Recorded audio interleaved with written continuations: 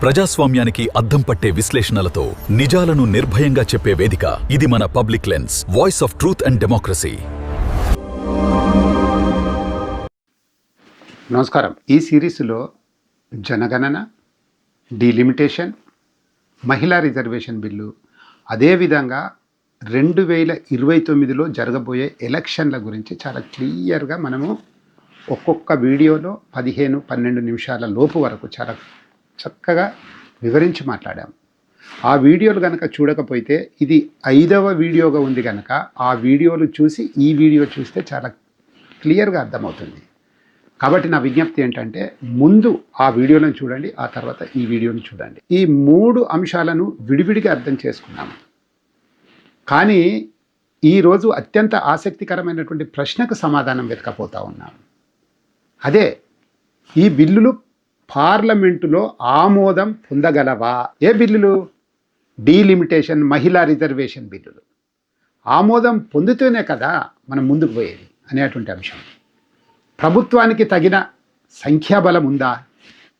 ప్రాంతీయ పార్టీల పాత్ర ఎంత కీలకమవ్వబోతుంది? ఇటీవల ఎందుకు ఢిల్లీలో రాజకీయ సంప్రదింపులు అంత వేగంగా పుంజుకుంటున్నాయి?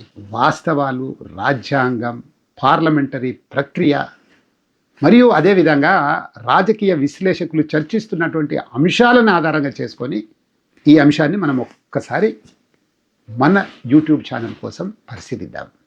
ప్రేక్షకులు ఆసక్తిగా చూడండి.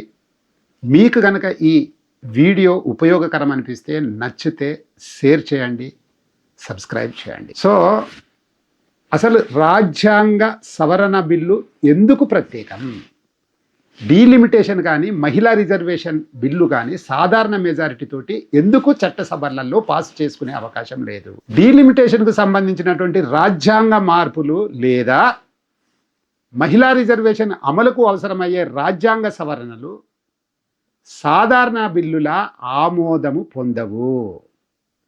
ఆర్టికల్ 368 ప్రకారము 368 ఆర్టికల్ ప్రకారము రాజ్యాంగ సవరణ బిల్లుకు ప్రతి సభలో ప్రత్యేకమైనటువంటి మెజారిటీ అవసరం ఉంటుంది. అంటే సభకు హాజరై ఓటు వేసిన సభ్యులలో ఆ సభ మొత్తం సభ్యులతో సగానికి మించిన మద్దతు అవసరం మాత్రమే కాదు, 2/3 మెజారిటీ కావాలా. ఎందుకంటే దీనికి రాజ్యాంగ సవరణ చేయవలసి ఉంటుంది 368 ప్రకారం. సంఖ్యాబలం అనేది అత్యంత కీలకమైనటువంటి అంశంగా మారుతుంది. మరి అంత సంఖ్యాబలం భారతీయ జనతా పార్టీకి కానీ ఎన్డీఏకు కానీ ప్రస్తుతము పార్లమెంటులో లేదు. మరి ప్రభుత్వం ఏం చేయవచ్చు? ప్రభుత్వము ఏదో ఒక విధానం, డీలిమిటేషన్ చేస్తానంటుంది, మహిళా రిజర్వేషన్ చేస్తానంటుంది, సరి అయినటువంటి సంఖ్యాబలం లేదు. మరి ఏం చేయవచ్చు ప్రభుత్వం?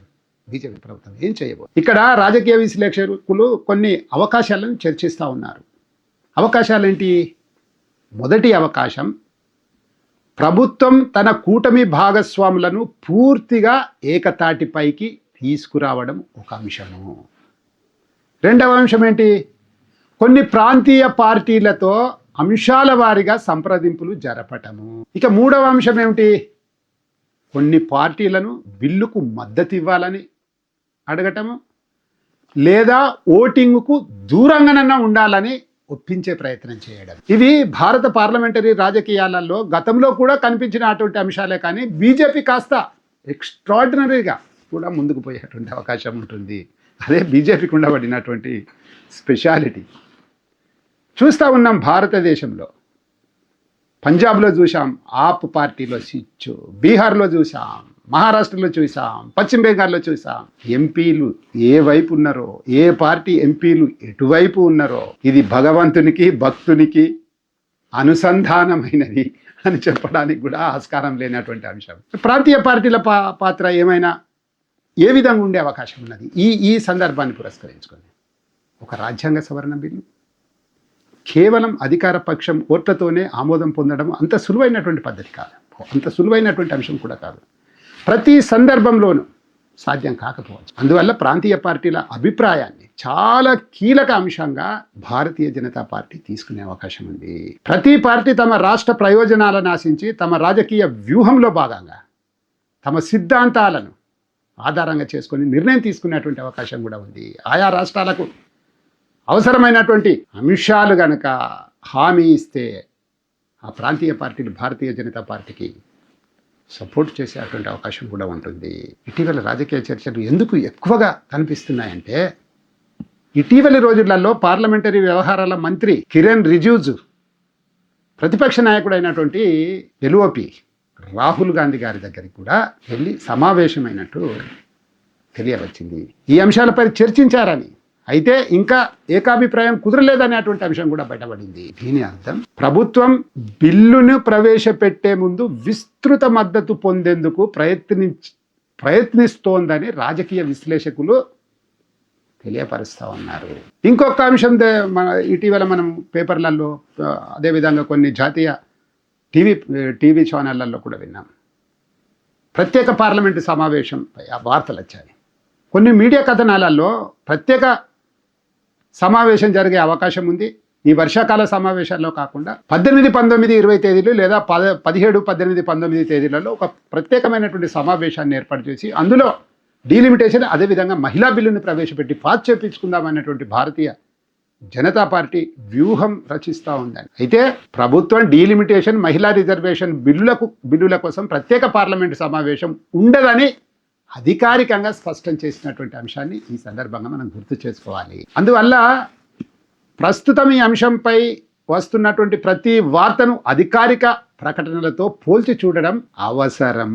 కానీ రాజకీయ పార్టీలు ఎన్ని మాటలైనా మార్చే అవకాశం. ఇక చివరిగా ఈరోజు మనం ఒక ముఖ్యమైనటువంటి విషయం అర్థం చేసుకున్నాం. భారత ప్రజాస్వామ్యంలో రాజ్యాంగ సవరణ బిల్లు కేవలం రాజకీయ సంకల్పంతోనే కాదు, పార్లమెంటరీ గణితం కూడా. ఓకే, ఆ గణితం కూడా కావాల్సినటువంటి అవసరం ఉంటుంది. 2/3 మెజారిటీ, విస్తృత రాజకీయ సంప్రదింపులు మరియు రాజ్యాంగపరమైనటువంటి ప్రక్రియలతోటే ముందుకు సాగుతుంది.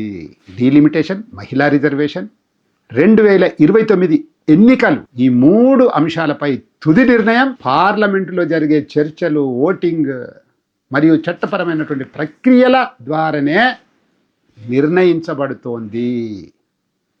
అందుకే వార్తలను మాత్రమే కాదు, రాజ్యాంగాన్ని కూడా అర్థం చేసుకోవాల్సినటువంటి అవసరము ప్రతి పౌరుడి బాధ్యత. ఈ ప్రత్యేక 5 భాగాల సిరీస్ని వీక్షించినందుకు మీ అందరికీ ధన్యవాదాలు. మరో వాస్తవ ఆధారిత విశ్లేషణలతో అద్భుతమైనటువంటి అంశంతో మీ ముందుకు వస్తాను. అంతవరకు సెలవు. ధన్యవాదాలు. జై హింద్, జై భారత్. ప్రజాస్వామ్యానికి అద్దం పట్టే విశ్లేషణలతో నిజాలను నిర్భయంగా చెప్పే వేదిక ఇది మన public lens, voice of truth and democracy.